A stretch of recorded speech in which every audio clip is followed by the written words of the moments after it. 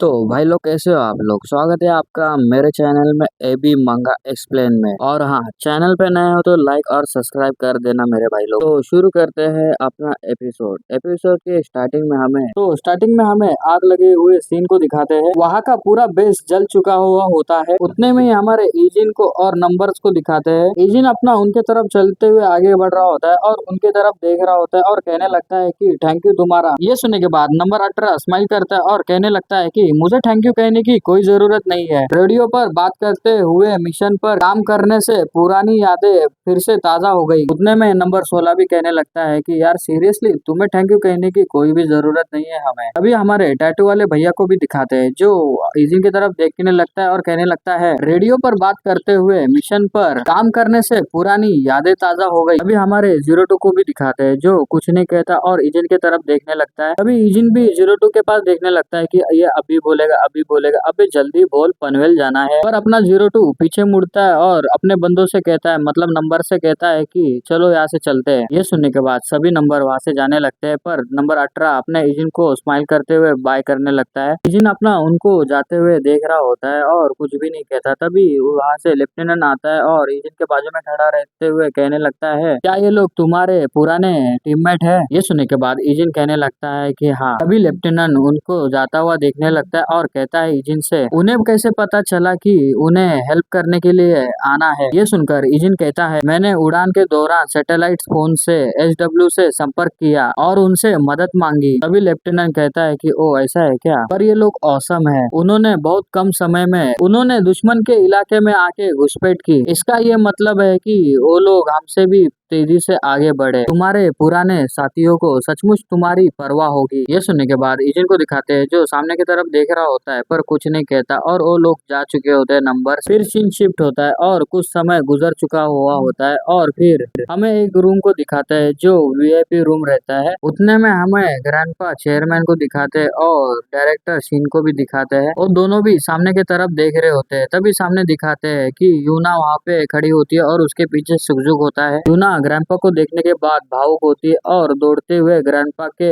गले मिल जाती है और रोने लगती है और फिर रोते रोते ग्रैंडपा कहने लगती है। यूना का रोते हुए देख के ग्रैंडपा भी भावुक होते हैं और यूना को देखने लगते हैं। तभी डायरेक्टर सीन को दिखाते हैं। यूना का ऐसा व्यवहार देखने के बाद वो भी यूना के तरफ देखने लगती है। यूना कंटिन्यूअसली रोते जाती है तो ग्रैंडपा भी उसको शांत करवा देते हैं। तभी वहाँ पे सुखजुक को दिखाते हैं जो एक साइड में खड़ा रहता है। वहाँ पर ग्रैंडपा का बॉडीगार्ड आता है उसके सामने। उस बॉडीगार्ड को देखने के बाद अपना सुखजुक नीचे की तरफ देखने लगता है और मायूस हो जाता है। पर वो बॉडीगार्ड सुखजुक के पास देखता है और स्माइल करता है। मुझे तो लगता है ये सुखजुक का फादर ही रहेगा शायद से। फिर सीन शिफ्ट होता है। हमें ईजिन का घर दिखाया जाता है। ईजिन अपना घर का दरवाजा खोल रहा होता है और उसको कॉल पे कॉल आ रहा होता है पर ईजिन उस पर ध्यान नहीं देता और घर पे अंदर आ जाता है। घर के अंदर आने के बाद ईजिन सामने की तरफ देखने लगता है। वो भी हैरान होता है। तभी हमें पता चलता है कि सामने डायून और ग्रैंडपा रहते हैं। उनको देखने के बाद ऐसा लगता है कि ये 2 दिन से सोए नहीं है। डायून और ग्रैंडपा के आँख के नीचे काला काला सर्कल हुआ होता है। तभी डायून ईजिन की तरफ देखने लगती है और कहने लगती है कि ओपा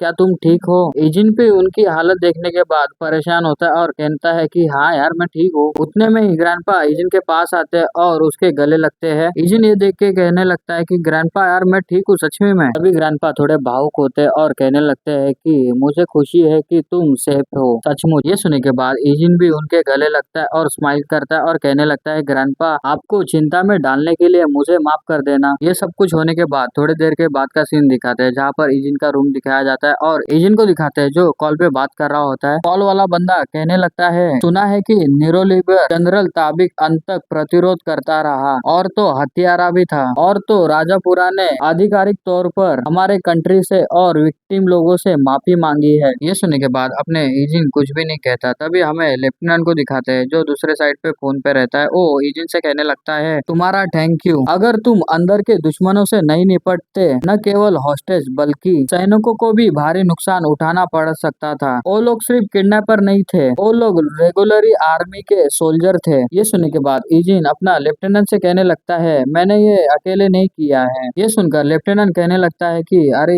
ये तो मुझे पता है, इसलिए गवर्नमेंट ने उन्हें तुम्हारे साथीदार को रिवॉर्ड देने की कोशिश की थी लेकिन उन्होंने इसे भी ठुकरा बता दिया। ये सुनने के बाद ईजिन को दिखाते हैं, जो वो भी हैरान हुआ होता है और कुछ नहीं कहता। वो तो खाली ईजिन के लिए आए थे यार, उसने मदद मांगी थी इसलिए। कहते ना दोस्त के लिए जान भी हाजिर है। तभी सीन शिफ्ट होता है। अभी हमें एक टेबल पे गन बिन बारूद बिरूद सब दिखाया जाता है और उस टेबल के पास टैटू वाला बंदा और 18 नंबर और 16 नंबर भी रहते हैं और वो लोग अपना अपना वेपन साफ कर रहे होते हैं। उतने में हमें और भी नंबर को दिखाया जाता है। उसमें से एक फीमेल नंबर कहने लगती है कि यदि हम करीब होते तो हम भी इसमें शामिल हो जाते। ये सुनने के बाद नंबर 18 कहने लगता है, यदि उन दुश्मन सोल्जर ने बाहर से अटैक नहीं किया होता और उनकी फोर्स को तितल बितल न किया होता तो ये बहुत कठिन होता। उतने में ही टैटू वाले बंदे को दिखाते हैं, जो गन की मैगजीन देखते हुए कहने लगता है कि 200 से ज्यादा हॉस्टेज और इतने कठिन जॉब के साथ उन्हें बहुत बड़ा रिवॉर्ड मिल सकता था। टैटू वाले की बात सुनकर वो मोटा वाला नंबर कहने लगता है कि अपने ही साथी की मदद करने के लिए कौन पैसा चार्ज करता है रे भाई। तभी टैटू वाला बंदा ये सुनने के बाद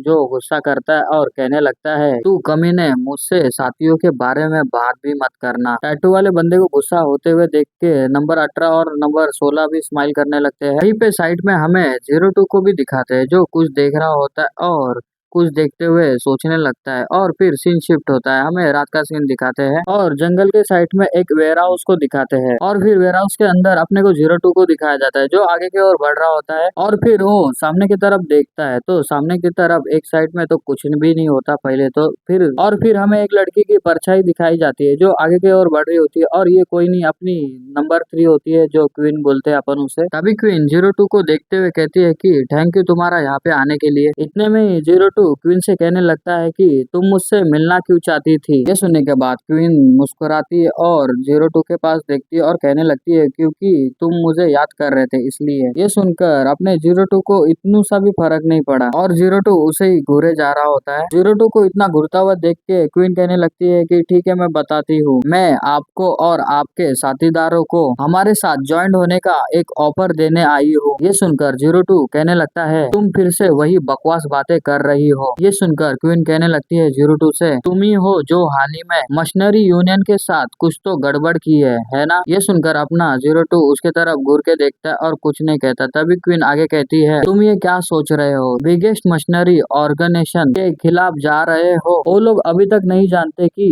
वो तुम ही हो, लेकिन उन्हें जल्दी ही पता चल जाएगा। और तो तुमने आयरन और फॉरेस्ट से भी तुमने मारपीट की है, मतलब फाइटिंग की है। आपके पास पहले से ही दुश्मन थे और अब तुम उन जैसे बड़े गुंडों से भी लड़ रहे हो, फाइट कर रहे हो। इसलिए मैं ये कह रही हूँ कि हमें एकजुट होना चाहिए। तुम इतने कम लोगों के साथ इसे नहीं संभाल सकते। ये बातें सुनकर अपना 02 उनके पास ही देख रहा होता है, उसकी बातें सुन रहा होता है। तभी क्वीन आगे कहने लगती है, थोड़ा लॉजिक लगा के सोचो, क्या तुम्हें सचमुच लगता है कि तुम लोगों में से कुछ लोग टिक पाएंगे। तुमने कैंप को छोड़ा है पर तुम ऐसी मौत मरने के लिए तो नहीं छोड़ा है ना। तो दूसरों के बारे में भी सोचो, सिर्फ अपने बारे में ही नहीं सोचना। उतने में 02 को दिखाते हैं, जो नीचे की तरफ देखने लगता है और सोचने लगता है। तभी क्वीन आगे कहने लगती है कि और ये भी है, तुम और मैं फिर से एक साथ हो सकते हैं। क्या तुम्हें पता है कि मुझे तुम्हारी कितनी याद आती है। और थोड़ा रोने वाला एक्टिंग मोड में आ जाती है और कहने लगती है कि नंबर 2, क्या तुम्हें मेरी थोड़ी भी याद नहीं आती। देखा भाई लोग, लड़की फंसा रही है नंबर 2 को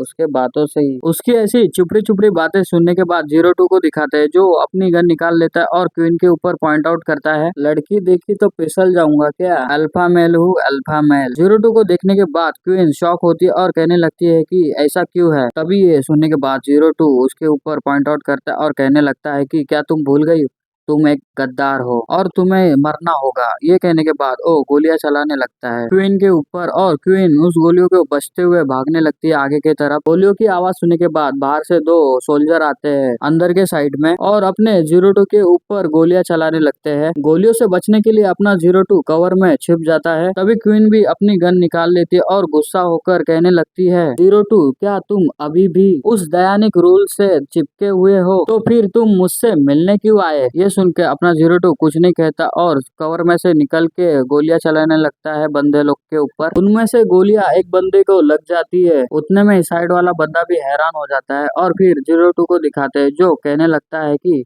मैं बस यहाँ पे आया हूँ तुम्हें मारने के लिए। ये सुनने के बाद क्वीन बौखला जाती है और गुस्सा करती है और कहने लगती है तुम मुझे मारने के लिए इतने दूर तक आओगे। ये कहने के बाद क्वीन अपने जोरोटो के ऊपर गोलियां चलाती है। उतने में ही जोरोटो कवर में आ जाता है तो उसको गोलियां लगती नहीं है। तभी क्वीन और गुस्सा होने लगती है और कहने लगती है कि क्या तुम नहीं जानना चाहते कि मैंने अपने ही साथियों को क्यों मारा। जीरो को दिखाते हैं जो ये कवर में छुप के उसकी बातें सुन रहा होता है। तभी क्वीन आगे गुस्से में और कहने लगती है मैंने तुम्हारे लिए उन्हें मार डाला क्योंकि इस दर पर जितने भी नंबर है सभी फॉलो कर रहे थे 01 को और तुम्हें नहीं। ये बात सुनने के बाद 02 हैरान होता है और इसी के साथ ये एपिसोड यही खत्म होता है। और एपिसोड अच्छा लगे तो लाइक सब्सक्राइब और कमेंट कर देना भाई लोग। तो अपना ख्याल रखना और अपने फैमिली का भी ख्याल रखना। मिलते हैं नेक्स्ट एपिसोड में। Bye bye.